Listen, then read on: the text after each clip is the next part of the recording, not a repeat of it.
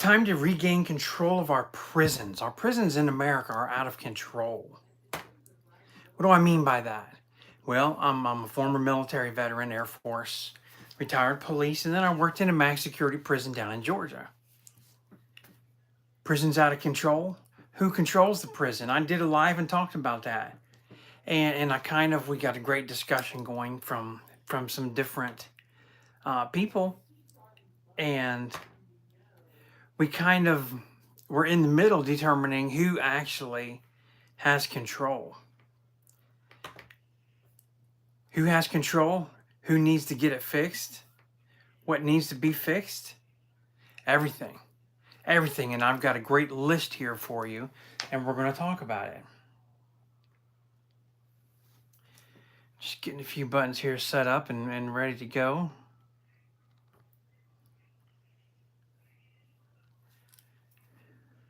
Thank you, everyone, for joining in.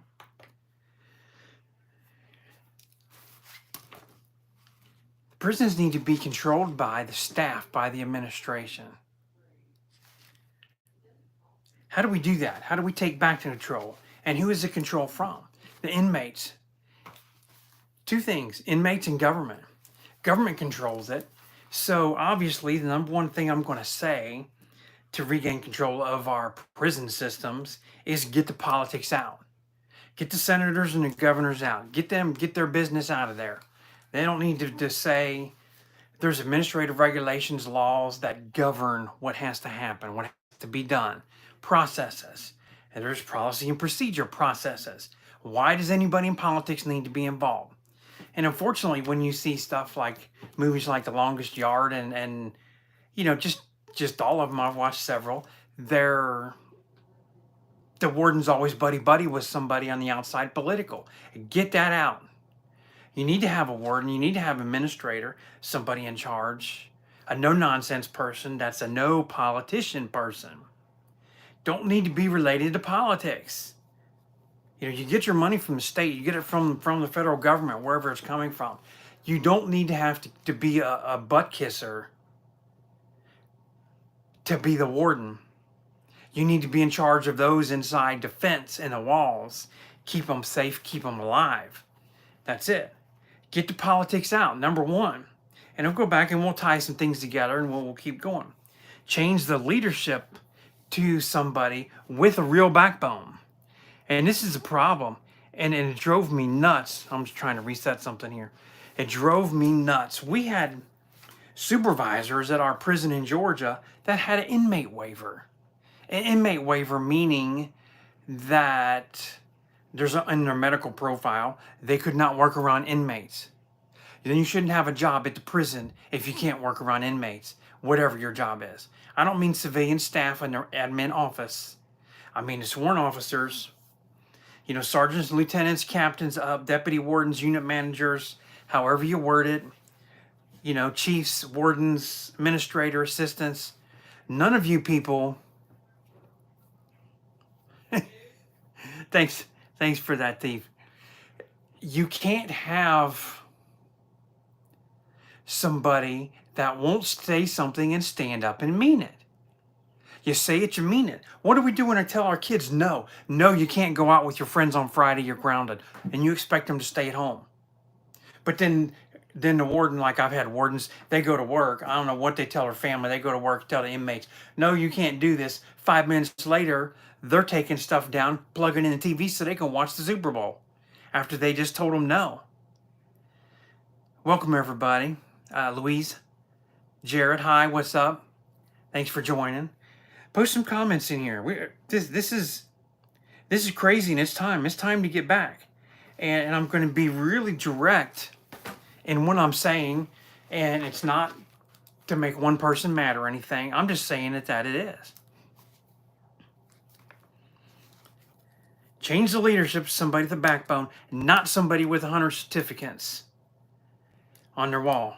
And here's my thing. I'm a member in LinkedIn and do stuff in there, post in there, very active in there. But the thing that bugs me to death is if you get on LinkedIn and you're trying to see something, it's the professional, whatever, social media. All you do is you see dudes sitting up there like, all these American flag pictures, and then all these certificates. All they do is have certificates. I graduated from this school. I graduated from that school. Great, go sit behind your desk and get out of the way. You're not helping anything. Thanks, I'm not weird. I'm not weird, I'm upset. You know, 2 weeks ago, and I made this video, 2 weeks ago, 5 officers were stabbed. I have to look, I can't pronounce it right, at the Souza Baranowski prison in Massachusetts, Lancaster, Massachusetts. They were stabbed. I got a video, it's about 3 minutes long, and I talk about this. And here's the problem, and it was stated in there, you know, investigators, but they have a union in Massachusetts, and the union has been fighting for 4 years to have organized, complete search of the facility. Complete search of the facility. And yes, I'm going to give a thumbs up to Trump. 4 years, they've not had a complete shakedown of that facility. Now, I don't know if you can see up here. Knock them all off here. My CERT hat. At Hays State Prison, Georgia, I was on the CERT team. I was also a member of the tactical squad. We traveled 28 prisons in Georgia, and we would do mass shakedowns. You need to go in and do shakedowns, and I'm going to talk about shakedowns here, why these are important. So what we've established, thank you everybody again for joining. And if you would, I always ask, you know, please subscribe to the channel, obviously, Sergeant Beast Larson. But tell me what state and what country you're from. And if it's a safety thing, a situation, and you don't want to reveal it, just make up a state. Make up something. But I just kind of like to know where I'm talking to. We got to regain our prison systems. First, you get the government out. Number two, you get a warden administrator with some backbone. Stop all this procedure stuff with your certificates and all this extra stuff. Stop. That's what I'm going to get down. Get down to number 3. Get rid of the hug-a-thug staff members and the dirty officers. So you start from the top down. Fix your warden. Get the right kind of warden. Get the right warden to come in there. A no-nonsense warden. Fix your staff. Anybody that's dirty, they get investigated. On the CERT team, we investigated dirty officers. Bringing in drugs, cell phones, weapons, whatever. Yes, take that stuff out. Warden Diddy, absolutely not. And so help me God, this world is going to be in trouble if they do any kind of plea agreement with Diddy, because he'll get out, go underground, and he'll be twice as bad because he'll know how he got caught. Twice as bad. I don't know if any of you out here, you know, have seen people that's been trafficked. Horrible thing. Horrible thing. Wait a minute, where'd this go? There we go. Diddy does not need to be out. He doesn't deserve to be out. He needs to be locked away. And, you know, personally, I would not care if somebody shanked Diddy and he bled out on the floor. He's just a piece of garbage. I'm not a Diddy fan. No, not a Diddy fan. I tell you the truth, I'll tell you the way it is. Got to be hardcore to take control, run a prison. You can't have all this stuff. Get rid of this hug-a-thug stuff. I've been in different prisons and they walk around calling inmates by their first name. You know, like in the old days, it needs to go back. The inmate, and here's another one. You call inmate an inmate. He's not a resident. He's not any other word. Inmate. And they got a shirt with a number on there. Inmate 5566794. Whatever. You call him by that. You call him inmate. That's it. And you don't go around hugging them, which I've seen. You don't go around patting them on the back. You don't shake their hands. You don't do anything. Okay, I am a believer in having a GED program in prison. Yes. Yes. No, don't free Diddy. GED, not Diddy. When I congratulate, okay. Like high school graduation, I got no problem. You pass the diploma, you shake the hand, you get a picture for the family. That's acceptable. You don't walk around shaking them, hey inmate, your boots look shiny today, and shake their hand. Hell with that. Get that out of here. Get that out of here. You want to do that, go to some other country and do that. Get that out of here. Stop these inmate incentive meals. Hey, Jared, you're going to like this one. Stop incentive meals. You know, down in Georgia, there's a budget. And they're supposed to have officer appreciation. So once a week, one week out of the year, we get a little bag, like a little Halloween bag, have 5 pieces of little tiny hard candy. You know, break all of our teeth out or something. You know, like this one. Didn't break this one. My snaggletooth's still there. See, That's how ineffective it is.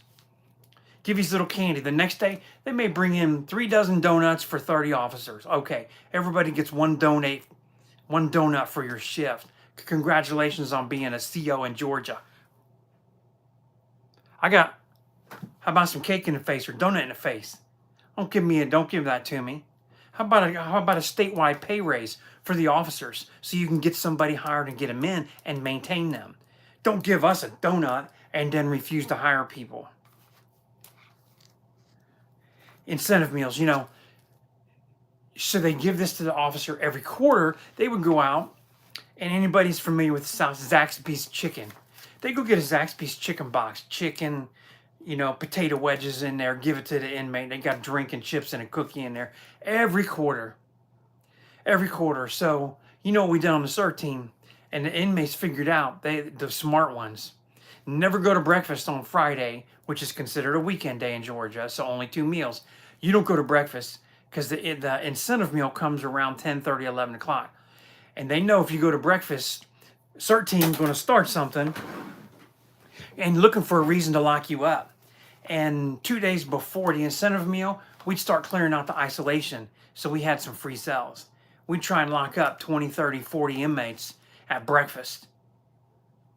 Find a reason, uniform reason, other reason, behavior reason, get them locked up, then they void that incentive meal. And we would take that from them. That was our way of saying, you don't deserve it. And then I'd walk down in there, have about 5 chicken boxes from Zaxby in the isolation because I was a sergeant, and I'd just sit down there and start eating. Say, hey, thanks guys for being such an idiot. Now I'm eating your meal.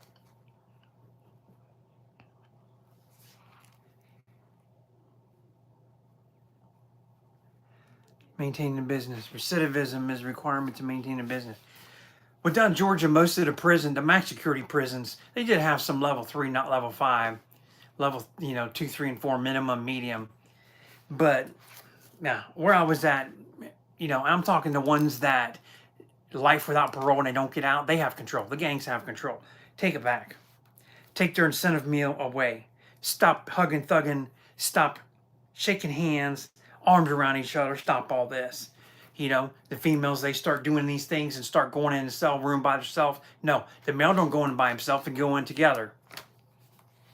Stop all this, investigate, get the officers in trouble. I already mentioned this. The wardens stop going back on your word. When you tell them something, you have this privilege, then you do it.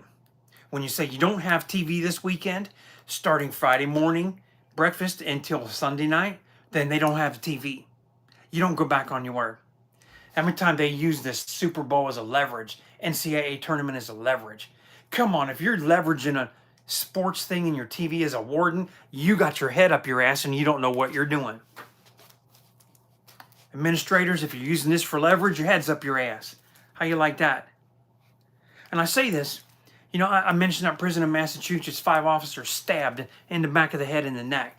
And I played that video and I talked about that. No excuse. There were shanks, there were weapons everywhere. Officer just walked through doing a check. Inmate comes around behind him, starts stabbing. Officers run down there.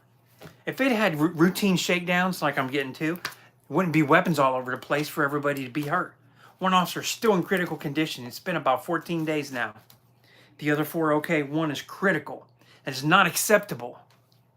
Obviously, you can tell I'm not a warden because when I put in to be a lieutenant, my warden, a captain, put a hit on me. They tried to get me taken out, killed. They were afraid I'd get promoted because I was a police and I knew how to investigate. They didn't want me to get in there and expose their scam and their corruption, which I have videos and I talk about that. Inmates are inmates. They're not a resident. They're not a client. They're not clients. A client is for realtors, insurance people. When you're in corrections, somebody has been charged, criminally charged, they're no longer a client anymore. They're not a client. When they walk through that fence in that gate with a sentence, they got a big number up here, 10, 59, 279 years to serve. You're not a client anymore. And this begins with the court system once they're charged. Strictly enforce the dress codes. Are you still with me, Jared? Diddy. Kamala Harris. Nope, nope, no. I'm just checking here. The Patriots who vote. God bless the Patriots who vote. Well, I'm for Trump. Nope, no Harris. But hey, thank you for your opinion. You gonna vote for Harris? Put it on here. This is open. This is open. What am I talking about? Verinda. What am I talking about? Yes. How to fix a broken system. It's time to take it back. Regain control of the prisons in America because they are out of control. Strictly enforce the dress code. You're voting for nobody. Okay, Deadpool. I got you. Strictly enforce the dress code. How many times do you see stuff on TV? You see news clips, people getting stabbed. People, see, there I go again. I've been away now for 5 years. The inmates getting stabbing each other, fighting with the officers, attacking staff members, administrative members. Trump, they attack them. And you see half shirts on, half shirts off. Now, I know when it's after duty hours, they're allowed to strip down, change some different clothes, but they're not allowed to display gang stuff. They're not allowed to be flagging and tagging. Nothing on the right side, no right pants leg up, no right sleeve rolled up or the left sleeve rolled up. You don't demonstrate who you roll with, who you click with. You're not allowed to do that in prison. So stop doing that, enforce that. You're not allowed to alter your uniform, your t-shirt. The t-shirt, if it says Georgia Department of Corrections, GADEPT of Corrections, like we did in Georgia, that's it. You don't write mom's name on there. You don't write anybody's name, nobody's name. If you do, it's altered. Guess what? I'm going to run up to you. I'm going to rip that shirt right off, and out the door I go, and you got no shirt. If you're not properly dressed, you don't go to eat. Properly dressed in Georgia means state shoes, state pants, state shirt. Should have your t-shirt underneath. They didn't really push that because it's hot. But the state shirt with the blue stripe. White shirt, blue stripe. White pants, blue stripe. Guess what? If one of your stripes are missing, your uniform is out. Thank you there, Happy Cat. Thank you. You don't get to go eat. So guess what? When you're down in the dorm and we got a brand new officer down there and I'm the sergeant, and y'all are going to hate me for this, but I'm going to tell you. You give my officer a problem, like tell my officer you're going to take his radio and beat him to death with it, and you come up to chow, me or a CERT team, me, some dudes, my boys, homeboys, we're going to be there. You walk up the line, single file. If you get out of line, single file, and your hands aren't behind your back in Georgia, guess what? You don't eat. You go back to the dorm. So they run up there, and you and your buddy, you and two buddies, all three of you, say you're going to jump my officer and beat him and kill him with this radio. And you walk up there, I'm going to find a reason. I don't find a reason. Guess what? When you walk by, I'm going to walk behind you, grab your pocket on the back of your trouser pants. I'm going to rip that pocket off and say, you're out of uniform. You're not eating. Go back. I'm going to do a drive-by pocket snatching, or I'm going to drive by and rip that stripe right off the side of your pant leg. And you're not going to eat. How's that? When you treat the staff like crap and your warden up here that I started with, no politics, a warden that's got some ass to himself, somebody who will speak it and do it, and it's not about politics and the money and the golf game coming on Saturday. It's a warden that cares about keeping his people alive and uninjured. Yeah, let's get some likes up, get some stuff. Hit the button on there, share this. Tell your friends to come out here. Tell them come in here and get into this debate. Let's talk some trash. Let's fix this prison system. And you'll like this. Guess what? Josh, I actually 2 years ago ran for political office in Kentucky to be a county jailer to work on the fixing correction systems in Kentucky, where I'm from, where I policed.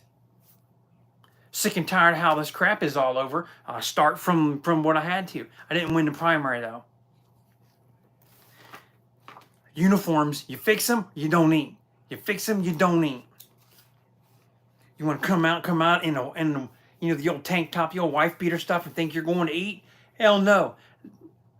That shirt's going to be in 57 pieces, and you're not going to eat for a meal or two. Get the attitude, be in an isolation unit. You'll hope I kick something under the door for you. Inmates need to be in the cells locked up, not roaming. Hey, here's a problem. Before you can enforce that, you got to hire people. No, I'm not a white supremacist. Not at all. Don't hate anything. Don't hate anybody like that. Nobody, no country, no color. Don't hate. Don't have hate. Hate corruption. And corruption comes in all shapes and sizes and colors ages, and financial status. I hate the rich corrupt and I hate the poor corrupt. I hate the middle class corrupt. I hate those embezzling ass mother effers that we had in prison, stealing money from hardworking people like you and I. You know, taking this stuff. We had a city mayor. I had this conversation at lunch today. No, the manager went to Chewy's restaurant in Florence, Kentucky today. Know the manager for 20 some years. We're talking about this. Yep. Get out the dirty people. Get out the dirty cops. No, shoot on. I forgot what I was going to tell you. Got me all riled up. Oh, we're talking about hiring people. People can't work, and about inflation. We had a city mayor, our water bill all of a sudden one day, probably 25 years ago, went from $50 to $400. No leaks, no nothing. They come check it out. And guess what? The mayor of our little city town, way back when in Williamstown, Kentucky, had a cocaine habit, was robbing banks. But he was snorting more cocaine than he could get from robbing banks. So he was embezzling money from all the residents in town's water bill. I hate those kind of people. And then those kind of people get in here, like the Grizzlies and this stupid Grizzly girl all here. Oh, I need my mom and dad to get pardoned. I want them to come out. I want them to come out. They don't need to come out. They stole millions of dollars from people. Stole money from people. They've been in there for a year, and all of a sudden she's crying all over social media. Get my mommy out. She don't need to do 84 months. You know what Georgia judge in Atlanta said? Hell with you. You're doing 84 months. Get the hell out of my court. That's how it needs to be. Now that judge is no nonsense. That's the kind of wardens we need. Hell's Angels. Hey, Vander. Veranda, I'm sorry. If you don't mind, tell me what you're from, what country, what state. You're going to like this. I was at the at the prison, and we had some stuff with these gangs getting so stupid. So I went around and I started trying to find out, checking records, and I found out we had one motorcycle gang. Canada, okay. In the prison down there, and I was at this guy, it said on his sheet he was outlaw motorcycle. I'm like, outlaws? Man, he'd be a tough son of a bitch. He'd be out here wanting to fight everybody, you know? Shoot, it didn't take nothing to get him riled up. He'll just start going off. He should be tough. Guess what? I go and I get to talking. I look at him. I'm like, ain't you got any muscles on there? Didn't you work out or something? You was in the gang, ride a motorcycle? He was like, well, my girlfriend knew some people and her ex was in there. And so she talked me into this. And I only started to prospect because that's the only way that she'd let me sleep with her. I was like, are you freaking kidding me? You want to go prospect in a tough motorcycle club to try and sleep with the girl? And these guys are going to beat the dog crap out of you?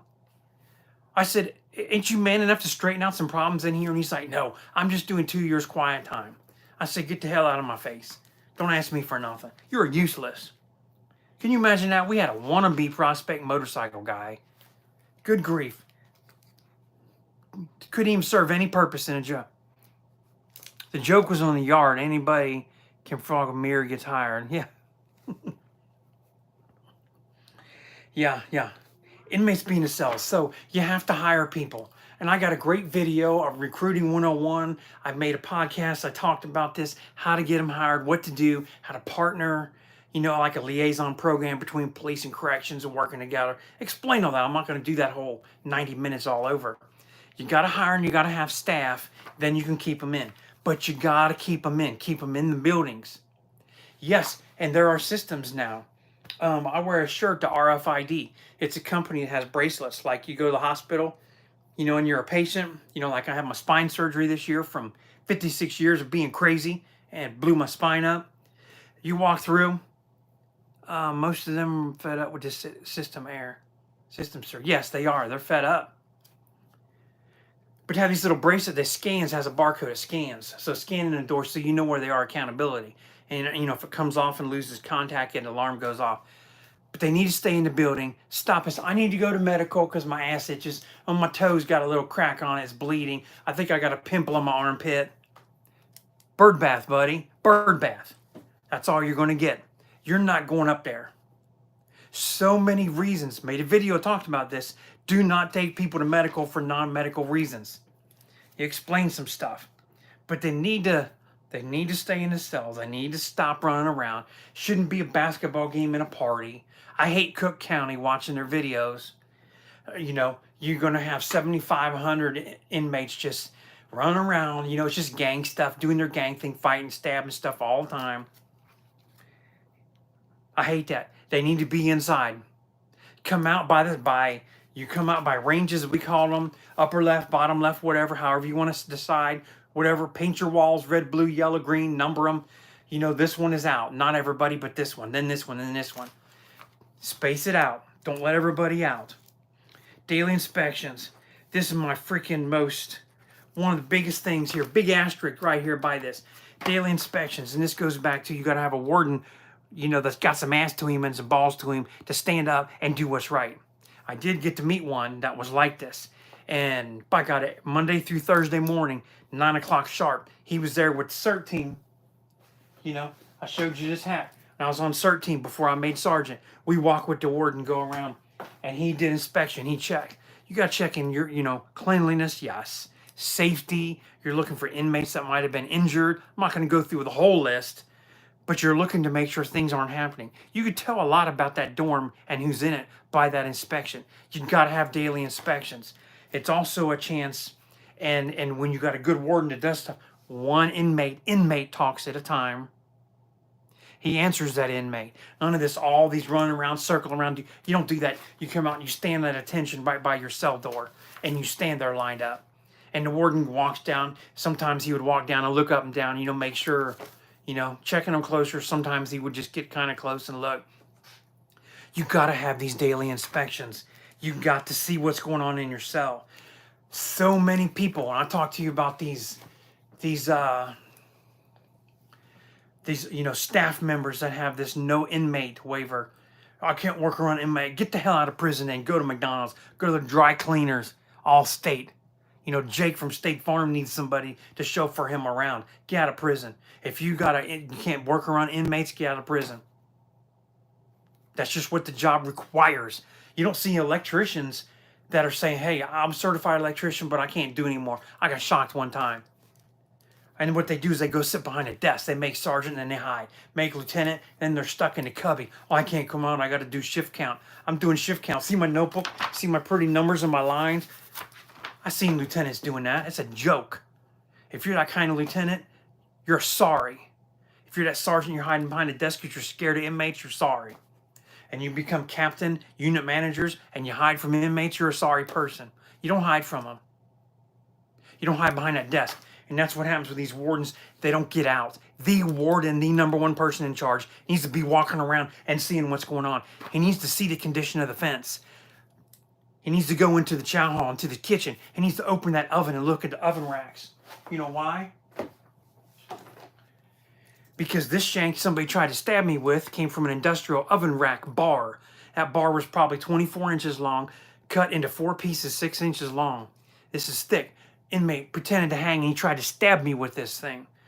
Freaking wardens can't get out there and walk around the kitchen and look for things missing. That warden's a piece of garbage. You like that verbiage? Have a warden that's a real person. I say a man and woman, but a real person.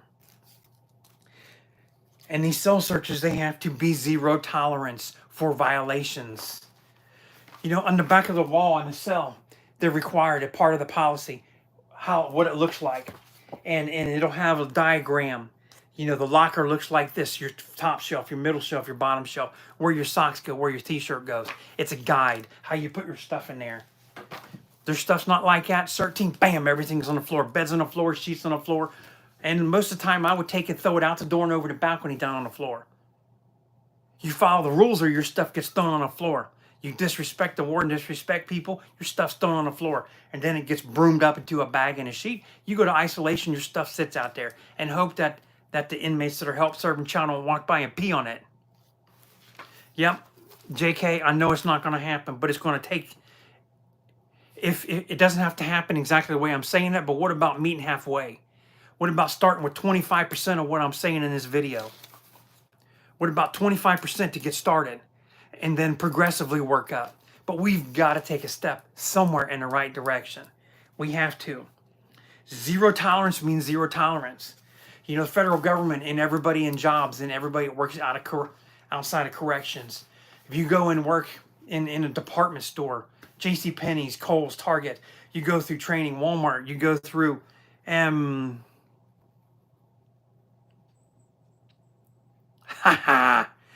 Timothy.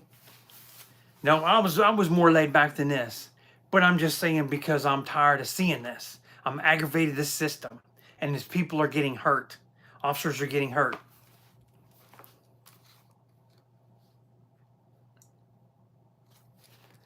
Zero tolerance. Harassment. You can't have harassment. You can't have sexual harassment. And this goes both ways, and it goes officer to officer. That can't happen either. Now, this goes back to having the right kind of warden. You have to patrol and police your own staff. Don't let your staff sexually harass other staff members.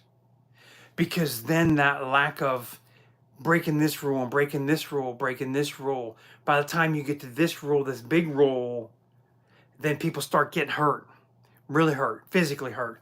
And then you start to getting to abuse of officers and abuse of inmates, things that get out of control. And it starts with the top, with the warden, with the leader. Don't let your staff be like this to others. Strict meal procedures. Now, we had a deputy warden. We had, I don't know, 3 or 4 deputy wardens there at Hayes.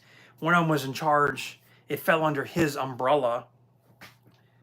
And he had a warden or an inmate profile because he saw a murder and it scared him to death. So he got promoted so he could sit up in the admin office. But this fell under his umbrella. But it is very important that each tray that comes out that window, and we were served, out of 1,050, we may be serving 800 to 850 every day. Some would stay back each meal. I mean, you know, lunch and dinner. So 850 trays are going to come out for 850 inmates. They got to be identical. You don't allow 2 cakes. You don't allow 2 buns. You don't allow 3 hot dogs instead of 2. You can't do that. You got to be consistent. Fair, firm, consistent. That's some 3 important words that you know, right? Fair, firm, and consistent. You got to know this stuff. Very, very important. Very important. So what we did, our dining hall was split in half, wall in between, so you never had the dorms interact with each other. But the kitchen staff could take a note, a kite, we called it, and pass to the other side because they had access behind the wall just to walk around the corner and do the other. So they would pass information back and forth. So number one, you be careful which 2 dorms are eating together. And then you had a CERT, 2 CERT in each one, you know. So our CERT was called Cell Extraction Response Team here in Georgia. I was in the window all the time. Yep, why? Because of my snaggletooth and my attitude, probably. Don't let extra stuff. You don't let anybody get stabbed through the window. You don't let drugs go through the window. You don't let these notes. You don't let these secret messages go through the window. You listen to what people are saying. You know, I'll be in the window. Other CERT guy would be 3 or 4 feet away from me. We have at least a sergeant or above in there with us. Maybe another staff member. It was crazy. We had a lot of chow hall. We had some big stuff happening in chow hall. All kind of stabbings. I mean, it was wild down there. I made a video. I talked about that. Wild chow hall fights. I started a few of them, probably. That was for you that mentioned Timothy. Yeah, I did start a fight. The thing in the prison that they are not there on holiday. Exactly, Veranda. Exactly. They're there for punishment. They committed a crime. They got charged, caught, or signed the papers or a warrant, got charged. They went there, went through the due process. Court system found them guilty by judge or jury or by confession, a plea agreement, and they went to court and they got a sentence. Go serve your sentence. Don't go play Xbox. Go serve a sentence. So these strict meal procedures, everybody eats identical. Each dorm coming in has the same amount of time. It's goes through fast, like in the military basic training. Anybody's ever been in there? It goes through fast. Each dorm has the same time. Each dorm gets the same tray. Now, and this happens. It's going to happen. You run out of something because the guys in the back all of a sudden start eating a bunch of cake and you run short of cake. Guess what? You can't just go start baking cakes and you got a 2-hour process real fast. So you got to compensate with something and it has to be an agreement. That's what this deputy warden was from. I know many times he left the prison, went across the street to Walmart, buying cans of vegetables and things, boxes, bags of bread and stuff, loading up the van because it fell short. And it's not always inmates in the kitchen eating it. It's over time, it could have been lost. It could have been an order that was inaccurately checked. It could have called for 300 loaves of bread and there was only 250 that arrived. Somebody took shortcuts. Cutting corners didn't count. Got to have a good warden to make your staff below you be good too. That's what I'm talking about. So this whole process, quality control, strict meals, zero tolerance for assaults on staff members. You assault a staff member, you're locked up in a hole. There's policy. You get down there, and that's it. You don't come out early. It drove me absolutely nuts. I could have pulled my hair out, stab an officer. You're going to get the hole. You're going to get this. 3 days later, you're out walking the compound again. Have a right warden. Have no politics involved. Have a warden with some ass and balls. Whatever. Testicular fortitude. Meanness. The warden doesn't go back on his word. The warden supports his staff.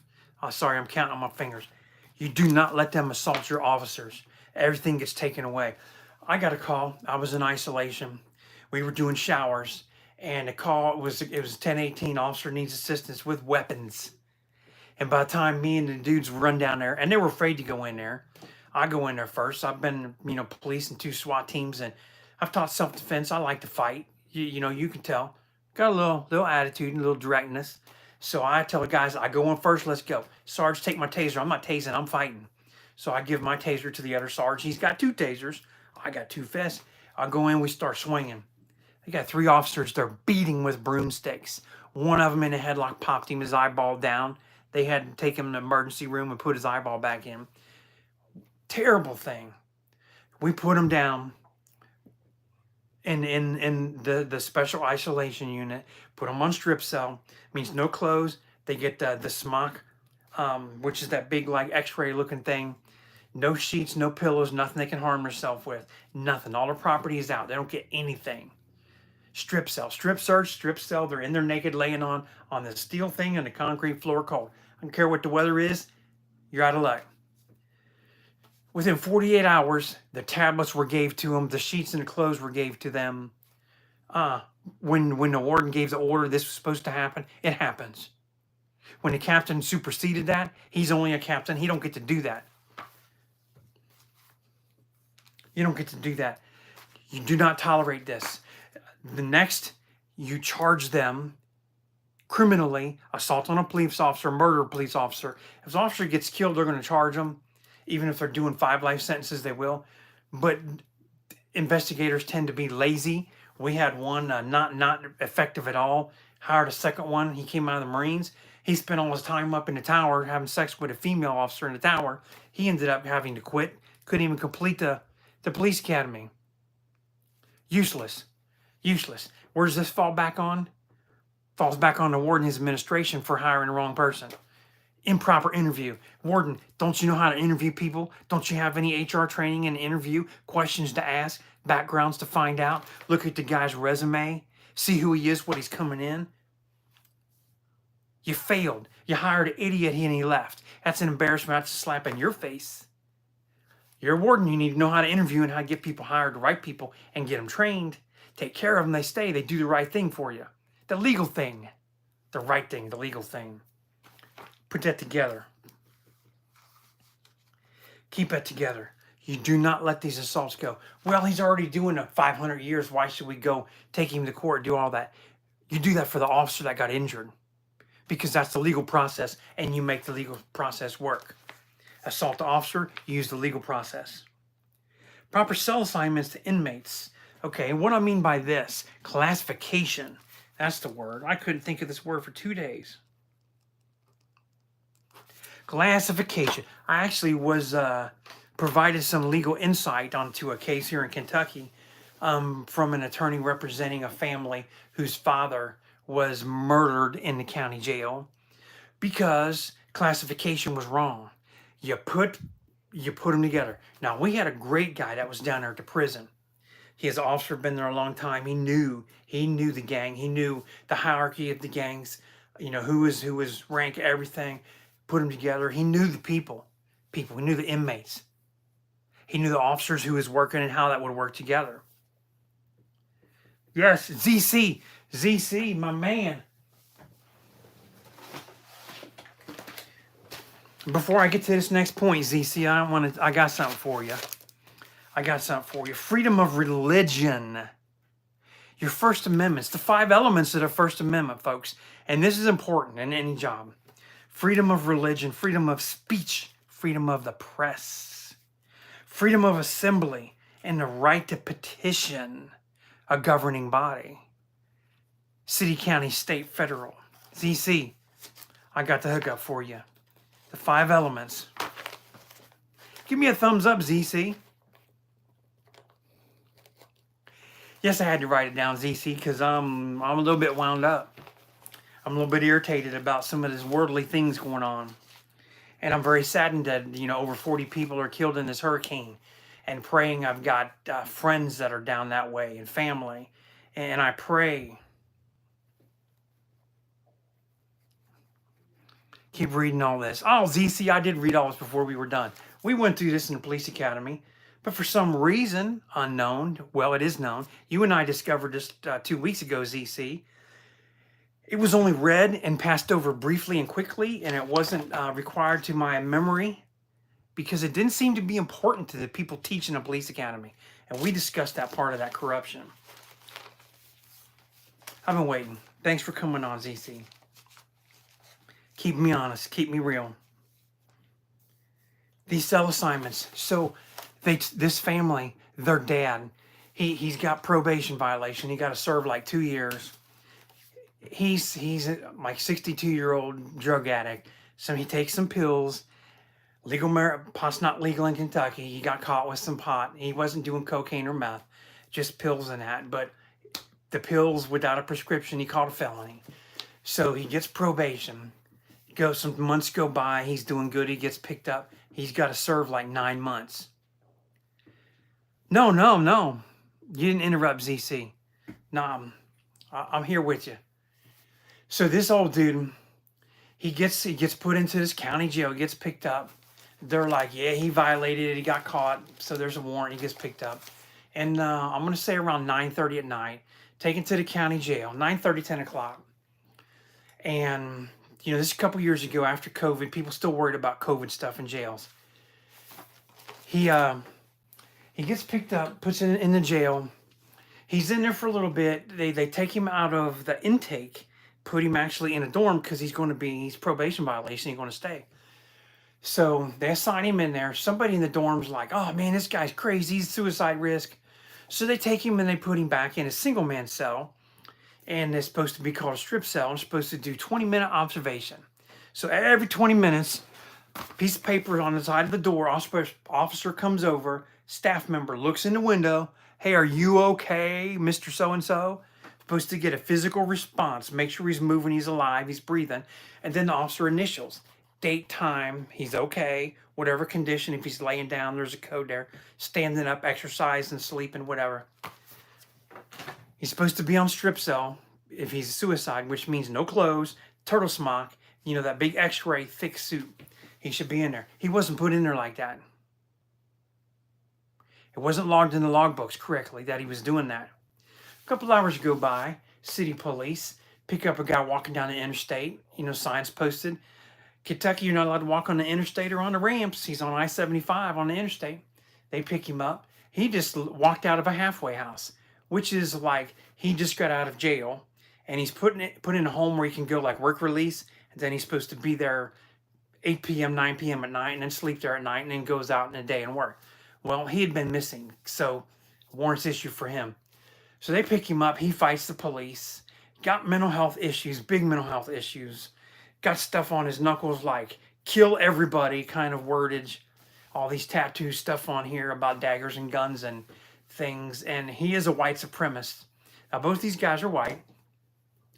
They take him in the intake and then they move him to the cell with the old dude who's supposed to be on suicide watch. They stick them together. You can't do that. If he's on suicide watch, you can't put anybody in there. Even if he's naked, then the other guy's going to rape him. If he's not naked, he's got clothes, the other guy can help to hang him and kill himself. You don't put somebody in with suicide watch. Huge violation. So other things happen, make this long story short. It took me about 17 pages of questions and answers to outline all of the failures. And yes, DC knows I hate corruption in the freaking law enforcement, police in this. Yeah, I'm retired police, and this is my PTSD. This is what gets me wound up to the guy, a while ago that was asking me. Okay, yeah, I see some things. Yeah, my attitude like this. Yeah, when your own captain puts a hit on you and the warden, they try and get you killed, and the police do the most ungodly things. And, I did mention 3 of my friends beat their wives up, half strangled them, and then their mom and dad wrote a check and they got promoted to sergeant on the sheriff's department that I worked for. So I hate the crap that goes on. I wore this uniform and badge to help and protect people, to answer questions, and be there, protect. And I did, and I'm proud of it. I hate what was on the other side, in the other car, and down the road in the other shift, what they did. And I hate this corruption in prison. That's why we got to fix this. That's why I got these notes and I'm doing this. Just a few more minutes and I'm going to be done. Anyhow, these 2 guys are together. And then the nurse comes and said, he's not suicide about 3:30 in the morning. You can put him back in his general population to do his 9 months. Well, this was supposed to be done 3:30 in the morning. 7 o'clock comes around, 10, 11, 12. About 3 o'clock in the afternoon, officer goes by, and they missed, by the way, about 65% of his 20-minute checks. And anyhow, ZC, and you're going to hate this, the young guy that was crazy, that should have been in his cell by himself, they put him with 62-year-old. He beat the old man to death and killed him. So the county jailed the jailer, and he's actually the guy that I ran against in my election 2 years ago. He's a retired police chief, didn't know nothing about classification, and his people didn't know how to run anything. And he was not the leader. Remember I said you need a good warden? Got some ass, stay out of politics and stuff. Even though it's an elected job, it's a working job. He failed everybody, and this old man's dead, and the family's suing. That is a huge failure, fault in his system. Diddy and Connie selling. Yeah. I got PTSD. Marty Larson. It's terrible. I'm sorry to hear that. I'm sorry. And, I do a podcast with my partner called Prepper and Beast Hour. Last week, we had a great, if you look on my channels, I link these podcasts. You can listen to it. Man, and it's bothered me all week to have to go back and relive and re-talk about stuff. Stuff like what Derek Chauvin did. Things that are inexcusable for police and corrections to be doing. How about wardens that are taking huge 6-figure bonuses to be 50 to 100 officers understaffed? Hire the people and work your job. Don't ignore all this so you can get a big paycheck, a bonus at the end of the year. The bonus is none of your people get hurt and killed. How's that for a bonus? That's for the real warden, the heart. But they do this. I hate this. Proper cell assignments, classifications, that's what I'm talking about. Learn how to get the right people together so that things aren't happening wrong. And yes, we would go in there. And we go up to us in isolation. I go up to the door, and the dude would say, hey, I'm a blood, or I'm a crip, I'm gay, I'm not gay, I don't want any gay in with me. This is okay, this is not okay. Otherwise, we fight. Okay? That's what I'm asking. And I'd say, this is what I got. Had a little checklist. And then I go over and check, and I knew because I'd get in the computer. If I need to place a blood, I knew who's in there that's 2 men's cells that's got an empty bed. I'd go through and check and see who's blood, who's not a PREA violator, Prison Rape Elimination Act, whether they're the predator or the victim. You got to watch all this stuff. Don't mix and put stuff together like this. Okay, and then the last point that I want to make, you got to hire, I kind of touched briefly, you got to hire, you got to promote, you have to maintain. So we talked about hiring. Get your people out there and recruit. Get the right ones in when you go to promote. And here's something that I talked about. Marty, this is what they did to me. I hope you're still here. I got to take a deep breath to say this one because it's difficult. I have kids. I have a daughter that, and then when this happened some years ago now, 7 years ago, we found out when she was 12 years old that 6 months prior, she had been sexually assaulted. When we found out, I called the warden and said, look, this is what happened. This person is known to us. He's a part of, he's family member. You know how it is. I said, I need to resign. I cannot, in front of my granddaughter. Oh, man, I'm sorry. You know, this is what they did to me, Marty. Listen to this story. I resign and tell the warden, I am a liability to you. I am a professional. I can't work around child molesters knowing that my daughter was molested at 11 years old. I don't want to go off and hurt and kill somebody and bring bad to you and to me, either one. So I'm resigning. We already have counseling set up. Started counseling. About 3 months go by, the counselor says, you know, my name's Steve. Steve, you need to get back to your normal routine. Go back to the prison. Go back to your job. The benefits, go back to everything like it was before. That's what your daughter needs. I called the warden. When I told the warden, he said, you have an open invitation and you didn't have rank. You're a sergeant. So if there's a sergeant position open, I can bring you back as a sergeant. When I call him, he said, I have 5 sergeant positions open. 5 open. I said, okay. He said, you've been gone over 30 days. You have to go through the full process, but we'll go through quick. So I went through all that background, did all that really quick. And it was going so quick. Marty, you know what the warden did? He posted, you know, which he was short 5 sergeants. So he posted to do the interview, did the interviews. And in 48 hours before I went back, he promoted 5 people, so there was not a sergeant position available to give me. And 3 of those were people that were just 18 months in. So they're like officers 19, 20 years old with no experience, never been a supervisor. I was supervisor. I supervised many things. I already had a whole police career. I'd already been a sergeant at the prison, been on tax squad, been on CERT. He promotes everybody, so I have to be an officer and make me wait and go through that again. They do this to their own kind. Their own kind. I pray for you, Marty, and for your granddaughter. I hope she can get, and you can get past this. I hope you can show her, you know, and I know you already have. I know you have. You know, taught her about, you know, the Bible, about respect, about family, about how to be treated, you know, and the things that are important, Marty. And Casey's teased me about this. What are the 5 elements to the First Amendment? Yeah, Marty, you got freedom of religion, speech, freedom of press, freedom of assembly, right to petition. And those 3 times that you were beaten by the officers, they violated your rights doing that.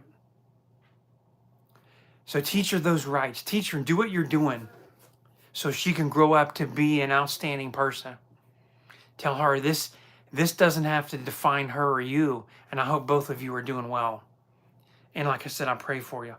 Folks, this is what I'm about to wrap up. This is what has to happen. We have to take these prisons back. You know, when I didn't win the primary to be county jailer, I'll never trust another cop the rest of my life. I'm out of uniform. I wear this. My daughter, the one I talked about, bought this for me. I'm a husband. I'm a daddy. I'm a protector. I'm her hero. I have grandkids. Spine surgery. I'm disabled now. I'm not that. You know, Marty, I'm just Steve. Just call me Steve. That's it. I'm just a man again.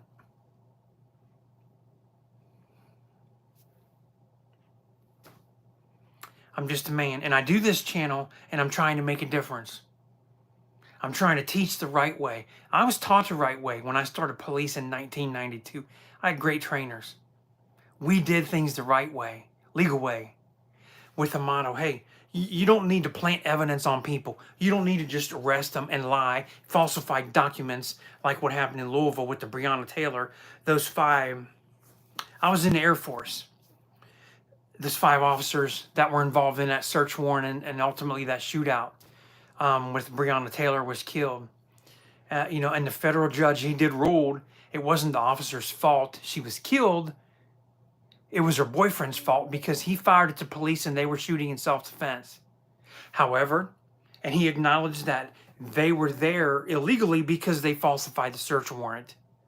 However, they still have a right to defend themselves wherever they're at and somebody's shooting at them.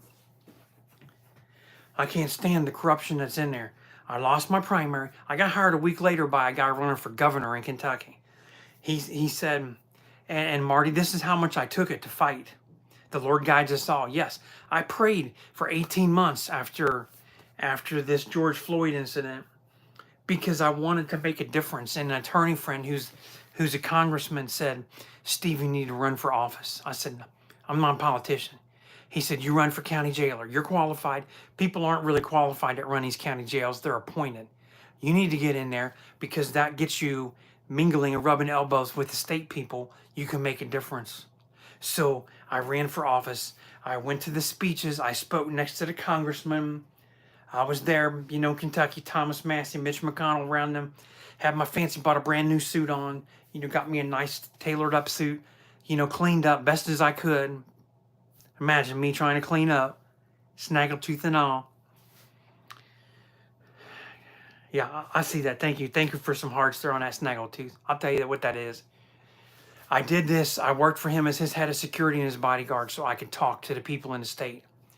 But it turns out he used me as a token because I was a veteran, Air Force veteran, because I was policing correction. He thought I was going to be able to sway all the veteran, police, correction, first responder votes and help get him in. So he just used me. He lost miserably, but I didn't even make it to the primary. He was threatening my job over other stuff, and I kept him safe. He had a huge event. Donald Trump Jr., Eric Trump was there, Candace Owens, Kimberly Guilfoyle. I provided security. Thank you, Rosie Rose, for that comment. I just saw that. She's okay. Still going to counseling. We're working through this. We're still close. We all still have God. We got this huge event with 2 Trump boys, Candace Owens, Kimberly Guilfoyle. Nobody injured, nothing. Nobody hurt. None of this, no car bombs. Had bomb dogs out there. All kind of stuff, surveillance. We had some weaponry there, some big guns. Had some good people there, a security team that I got it put in place. Everything was A-okay. Then he wants to threaten me over volunteers and people not doing what they're supposed to do. You don't threaten your staff. You don't lie about your staff. He lied about me. He spread rumors about me. And here I'm his head of security. What kind of garbage is that runs for governor like that? So I left. I said, I'm done. I don't need your garbage. I go somewhere else, live a happy life. I left him. But I tried, and I still can't. You figure out state of Kentucky. How do you make a difference in the law enforcement community? Because, the Attorney General, he said, I'm going to be Attorney General, fix stuff. A year later, he says, I'm going to run for governor. And he let this stuff slide. He let all this Louisville stuff go down. Improper investigation in the Breonna Taylor incident. He was too busy getting married, And yes, Beyonce's mom did call him and said, hey, what's the deal with all this going on in Louisville? Why are you letting this happen? Why is this going down? Why are these officers doing this? Ridiculous.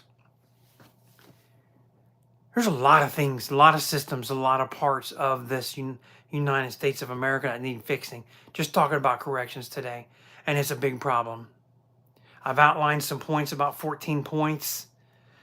Thank you, everybody, for coming, for your comments. I'm looking on my tablet here, just, following along with the tablets.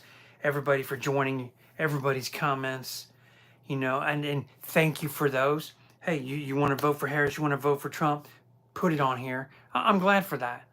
You're here, you're listening. You joined this because you're interested in what I had to say and you care about something. That's what's going to make our country get better, is caring. Caring and sharing, legal sharing. Not loitering a store and then sharing with everybody down the street after you just stole $10,000 of merchandise. Not that kind of sharing. The right kind of sharing. We need to get back to this helping your neighbor and helping people out. Thanks again, everybody. Don't forget to subscribe, Sergeant Beast Larson. Got a great channel, teach self-defense, talk about a lot of correction, law enforcement things, and things that just get you motivated. Thanks again, everybody. I'll see you soon. Have a wonderful day. We're less than 40 days until this election, and hope for improvement. Have a good night.